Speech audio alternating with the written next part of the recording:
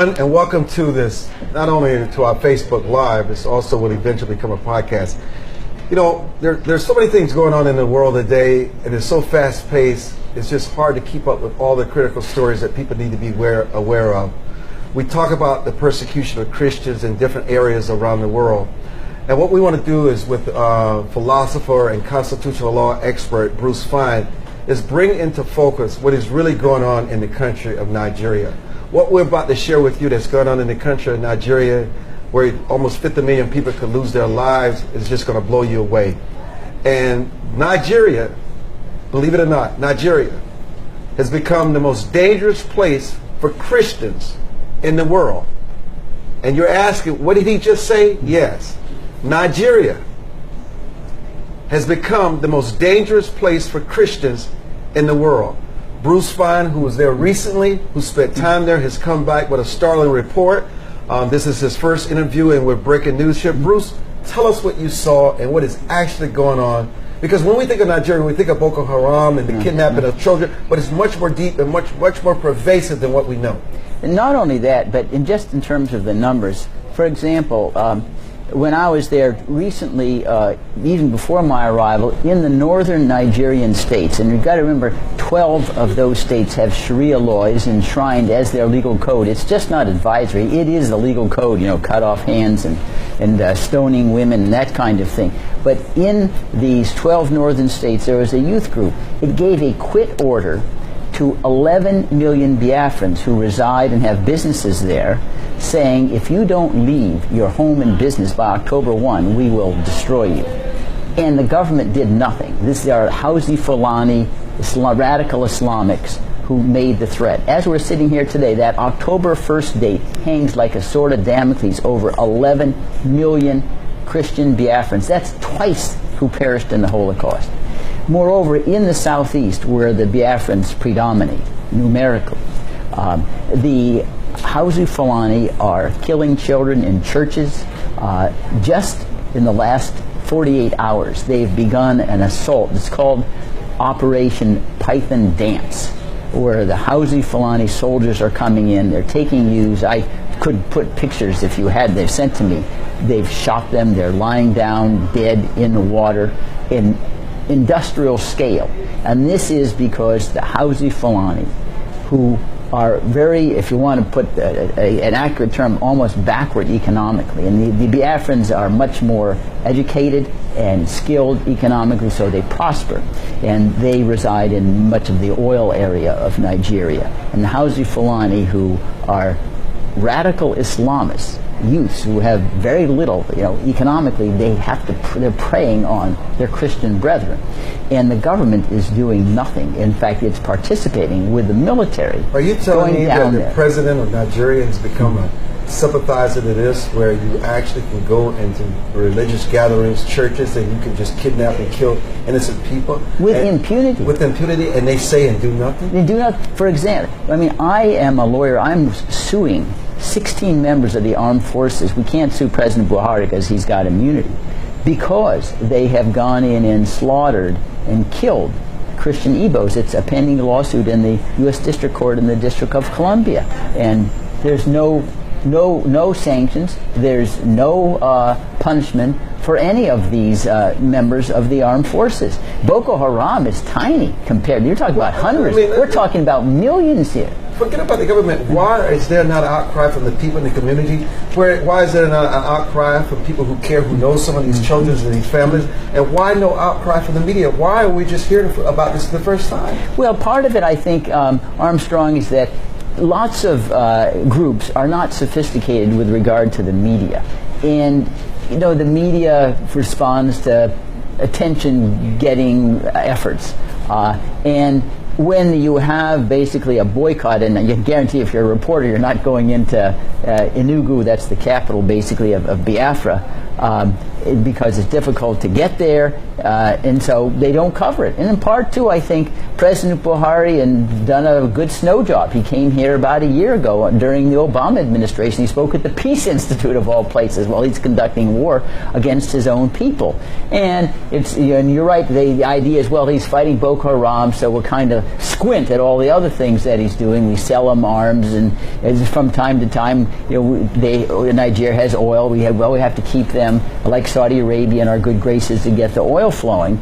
And it's a total marginalization of a whole staggering number of people simply because it doesn't follow into the real politique of the time. How many people have died? Well, tens of thousands. And it's hard to keep the numbers there. I mean, if you just look at the row on row of these youths, bloody, dead, you actually saw? No, they're the pictures. I just got them in the last 48 hours, where I'm being sent these pictures on Facebook and on Twitter, and some of it is video. Where's the United Nations? Yeah, that is a good question. Where it's like Rwanda all over again, right? This is genocide. Yeah, it is. Because the definition of genocide is attempting to exterminate in whole or in substantial part because of your religion or ethnicity. And this is both. It's their Christian religion, their ethnicity is Igbos. They want to destroy them, plunder all of their property. And you'd figure, well, where's the United Nations? Where's the High Commissioner on Refugees and on Human Rights? Right now, he's deploring Burma's expulsion of and I don't want to exonerate them, of Muslims into Bangladesh, and this is on a scale that makes Bangladesh Muslims in a tea party. But you're making President Buhari of Nigeria, you're describing someone who is as if worse than ISIS. Because he does it under auspices of his leadership as a head of state. Yeah. I mean, and what he's inflicting upon the people of his country is nothing like we've seen anywhere. Yeah, well, that is exactly right. It's really good. I don't know whether I'm a little bit older than you. Maybe I don't look at the effort, the Biafran War in 1967 to 70. 2 million Biafrans died in that war, and it was provoked by similar kinds of sense of persecution and marginalization of the Igbos, in part because Nigeria really should have never been a country that tried to combine Yoruba and Hausa Fulani and Igbos under a single roof. It just didn't make any sense. And what you end up with is the majority oppresses the minority, and especially since historically the Hausa Fulani dominated the military, they had the guns, and so they just shot and dominated by force and violence and threats and intimidation. But how do we stop, for our listeners, how do we stop the genocide? What needs to happen to stop what's going on in Nigeria and bring it to the world attention? Well, what I have suggested and encouraging members of Congress, we need to get an international arms embargo on Nigeria. We need to have the UN Security Council designate particular people that should be investigated for the crime of genocide to be tried before the International Criminal Court, which has been done in other cases. We need to get these people who are complicit in the genocide listed. There's a recent law passed in the waning months of the Obama administration. It's called the Global Magnitsky Human Rights Accountability Act, where the president can designate people who are implicated in gross violations of human rights for a denial of visas, and their assets are frozen. There's a stigma attached.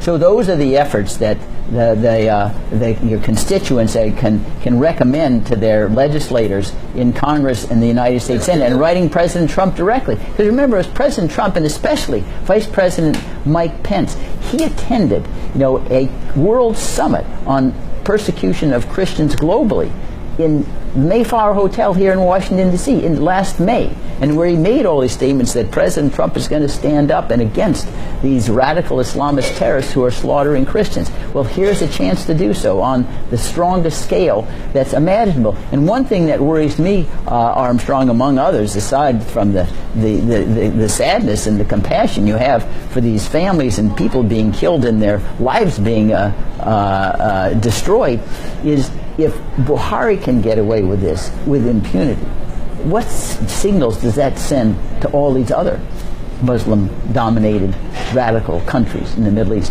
don't have any price to pay. You know, with all the focus on North Korea and its bloody dictator, I mean, this guy also compares in comparison Yeah. to what's going on in Nigeria. Let me ask you this. Is there a tinge of racism to this? The fact that Nigeria would be seen as a country of Africans. If this were a country where the Buhari was, let's say, a colonialist or a white head of state, would this be a different issue? Do they lessen the value of these lives and the importance of this matter because it's an African dictator? Well, I think the answer is yes, as crass as that may seem. Well, it's just Africans killing each other, so who Like really cares Rwanda about and it? Ethiopia. Yeah, or Yeah. Zimbabwe, Zimbabwe, Mugabe, yeah, it doesn't really matter. You know, human rights are only for white folks. And I think that is a commentary on the whole, you know, the racism is still a very, very prominent element and influence, certainly in international affairs. Because otherwise, in terms of the scale of what's going on there, say, this is not a tiny 50 million. That's a huge number. That's Right. probably larger than 3/4 of all the nations who are members of the United Nations. Bruce Fein, thank you for this critical update.